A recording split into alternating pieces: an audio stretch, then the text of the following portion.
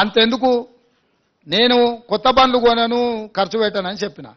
మీకు తెలవాల్సింది ఏంటంటే 22 ల్యాండ్ క్రూజర్లు కొని కొత్తవి దాచిపెట్టారు. నేను సీఎం అయినాక 10 రోజుల వరకు నాకే తెలియదు. నేను పాత బండ్లు ఏదో అడ్జస్ట్ చేసి అన్ని రిపేర్లు చేయండి చూసి ఇచ్చేయండి అని నేను చెప్తుంటే చిన్న ఒక అధికారి వచ్చి షోలో చెప్తున్నాడు, సార్ పోయినసారి 22 ల్యాండ్ క్రూజర్లు కొన్నాడు, అన్ని విజయవాడలో దాచిపెట్టినాం సార్, కొత్త ప్రభుత్వం ప్రమాణ స్వీకారం చేయగానే అన్ని తెద్దాం అనుకున్నాం, ఆయన నెత్తి మీద దరిద్రం ఉండి ఆయన ఇంటికి పోయింది సార్ 22 కొత్త ల్యాండ్ క్రూజర్లునే.